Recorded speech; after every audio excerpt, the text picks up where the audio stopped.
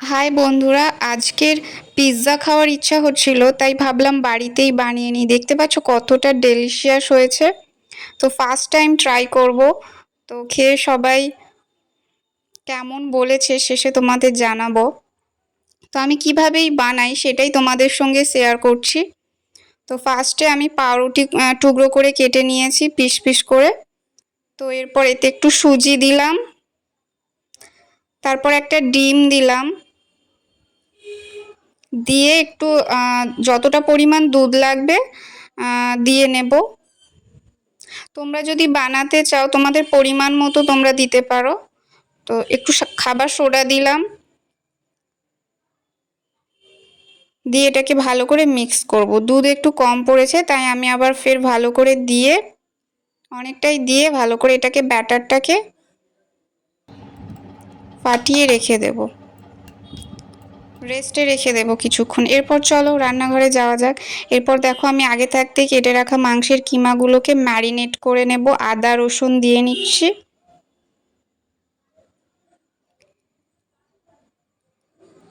আদা রসুনের পর এরপর নুন দেব।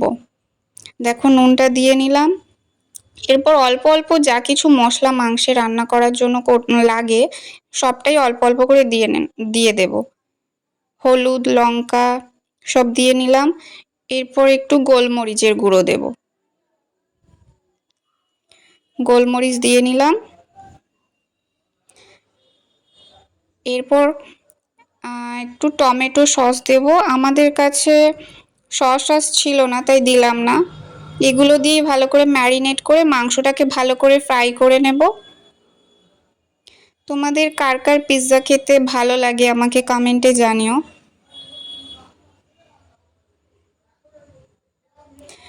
ম্যারিনেট আমার ভালো করে হয়ে গেছে, এটাকে আর রেস্টে রাখবো না যেহেতু ফ্রাই করব। তো কড়াই গরম হয়ে গেলে ওখানে তেল দিয়ে নিলাম, দিয়ে মাংসগুলোকে ভালো করে ভাজবো। আমি দিয়ে নিচ্ছি একটু একটু করে, দেখতে পাচ্ছ। অল্প আঁচে ভালো করে ভাজবো, বেশি জোরে দিলে কিন্তু পুড়ে যাবে মশলাগুলো, তাই একটু সময় লাগবে, অল্প অল্প করে ভেজে নেব। এটা ভাজা হতে থাক। দেখতে পাচ্ছ অলরেডি হয়ে এসছে।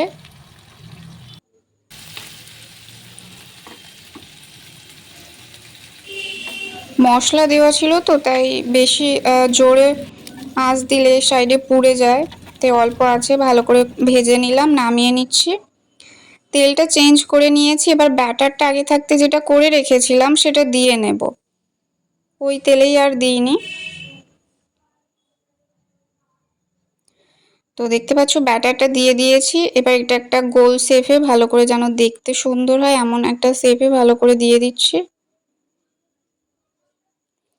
আমি এরপর এটা কিছুক্ষণ চাপা দিয়ে রেখেছিলাম, তারপর যখন হয়ে এসছে এটাকে আমি উল্টে দেব। দেখো কি সুন্দর ব্যাটারটা উল্টে গেল। এর ওপর দিয়ে এবার ডেকোরেশন করব।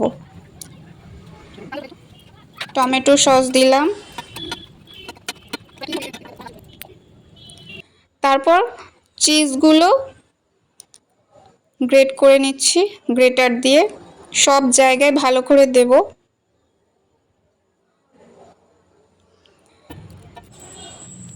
তো সব জায়গায় অলরেডি এইভাবেই দিয়ে নেব। তো দেখতে পাচ্ছ। তো এরপর মাংসগুলোকে সুন্দর করে সাজিয়ে সাজিয়ে এইভাবে দিয়ে নেব। আমি আগে থাকতে পেঁয়াজ ক্যাপসিকাম টমেটো কেটে রেখেছিলাম, এবার সেগুলো সাজিয়ে সাজিয়ে একটা একটা দিয়ে নিচ্ছি। আমি একটু বড় বড়ই পিস করে কাটলাম, আসলে প্রথমবার করছি তো জানি না কেমন হবে। তো এর ওপর দিয়ে আবার চিজগুলো সব জায়গায় ভালো করে দিয়ে নেব। দেখতে পাচ্ছ কতটা সুন্দর লুক এসছে।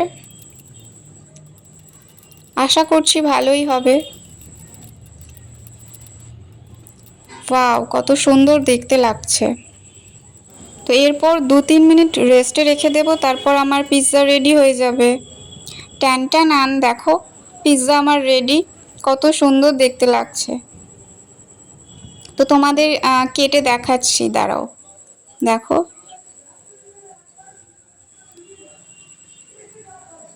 চিজগুলো কেমন গলে গেছে। এই হচ্ছে আমাদের আজকের পিৎজা। তো সবাই মিলে এবার খেয়ে বলুক কেমন হয়েছে। সবাইকে সার্ভ করে দেওয়া হচ্ছে। তো লাস্টে দেখো বাবা কেমন রিপ্লাই দেয়।